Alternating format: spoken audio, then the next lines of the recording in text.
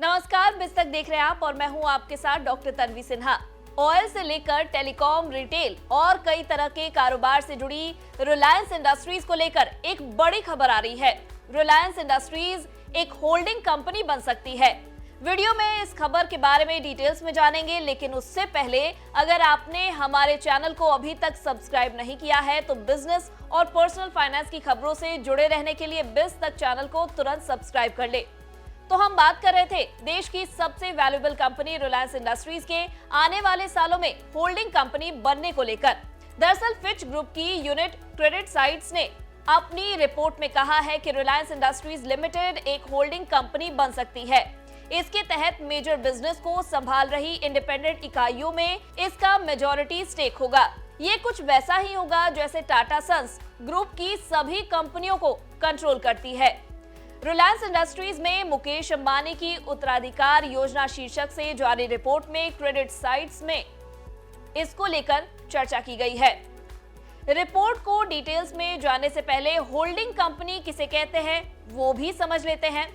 Holding company दूसरे listed और non listed कंपनियों के शेयर रखती है, यानी उसमें निवेश करती है। जितनी भी कंपनियों में इसका निवेश होता है, हर कंपनी के प्रदर्शन का असर होल्डिंग कंपनी पर होता है।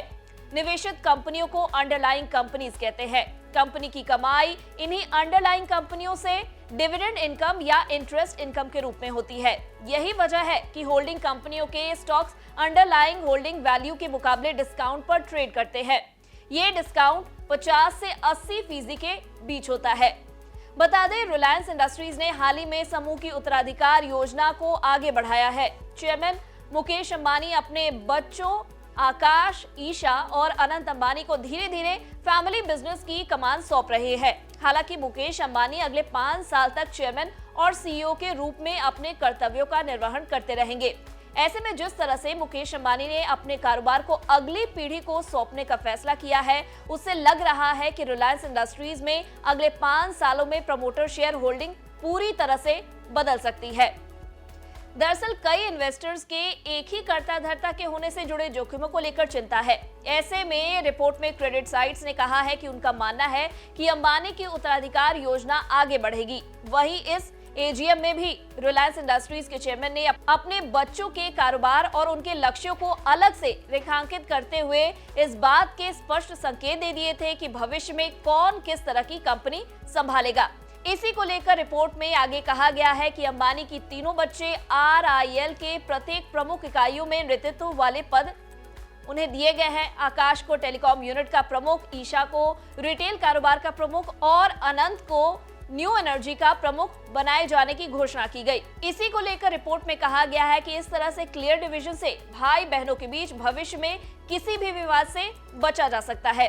क्रेडिट साइट्स की रिपोर्ट के मुताबिक उत्तराधिकार यानी कि सक्सेशन की जो योजना बनाई गई है, उसमें ऐसा नहीं है कि अंबानी अचानक से ग्रुप से बाहर हो जाएंगे।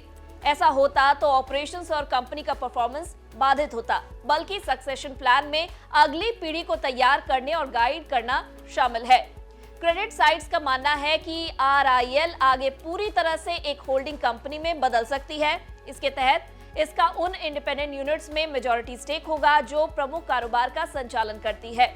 क्रेडिट साइट्स के अनुसार आरआईएल के होल्डिंग कंपनी बनने के फायदे के साथ साथ नुकसान भी है। रिपोर्ट के अनुसार इस तरह के डिवीजन से हर यूनिट की संपत्ति और कैश फ्लो के बीच अंतर स्पष्ट होगा। साथ ही रिलेटेड पार्टी अपने पोटेंशियल का पूरी तरह से इस्तेमाल कर सकेगा। फाइनेंसिंग के ज्यादा ऑप्शंस अवेलेबल होंगे और बेहतर तरीके से कैपिटल एलोकेशन के साथ ही मॉनिटरिंग सिस्टम भी दुरुस्त होगी। हर लिस्टेड यूनिट के अपने शेयर होल्डर और शायद बोर्ड ऑफ डायरेक्टर्स भी होंगे।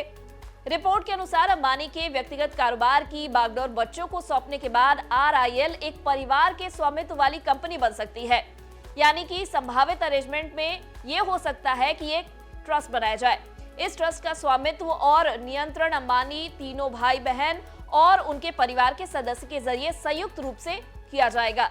वहीं आरआईएल का मैनेजमेंट एक पेशेवर प्रबंधन टीम करती रहेगी, यह अनुमान लगाया जा रहा है। दूसरी ओर अगर होल्डिंग कंपनी के नुकसानों की बात करें तो होल्डिंग कंपनी स्ट्रक्चर में आरआईएल और उसके डेट बॉन्ड स्ट्रक्चरली ऑपरेटिंग सहायक कंपनियों पर लिए गए किसी भी अतिरिक्त डेट के अधीन हो जाएंगे। रिपोर्ट में कहा गया है कि होल्डिंग कंपनी अपने कर्ज चुकाने के लिए डिविडेंड अपस्ट्रीमिंग पर ज्यादा निर्भर हो जाएगा।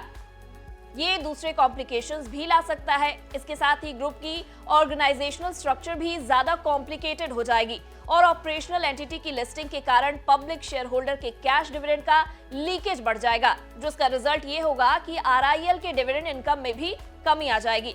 इसके अलावा अगर बिजनेस एंटिटी लिस्टेड है और स्टैंडअलोन ऑपरेटिंग यूनिट के तौर पर काम करती है तो ये इंटर कंपनी लेंडिंग सहित रिलेटेड पार्टी लेनदेन पर भी संदेह पैदा कर सकता है। बता दें, अंबानी ने पहली बार 2022 में अपनी उत्तराधिकार योजना को सार्वजनिक किया था। उन्होंने घोषणा की थी कि उनके तीनों संतान कंपनी के अलग अलग इकाइयों के प्रमुख होंगे। रिलायंस पहले ऑयल टू केमिकल बिजनेस को एक अलग यूनिट में बदलने की योजना पर काम कर रही थी। सऊदी अरामको नई यूनिट में 20% हिस्सेदारी लेने वाली थी। रिपोर्ट में कहा गया है कि वैल्यूएशन पर बात न बनने के चलते नवंबर 2021 में योजना ठंडे बस्ते में चली गई। उनका मानना है कि रिलायंस अब फिर से नई होल्डिंग कंपनी के स्ट्रक्चर पर भी काम कर रही है। अगर आपको हमारे इस वीडियो में दी गई जानकारी पसंद आई हो तो इसे लाइक और शेयर जरूर करें। साथ ही बिजनेस जगत की खबरों से अपडेटेड रहने के लिए बने रहे हमारे साथ और देखते रहे बिज़।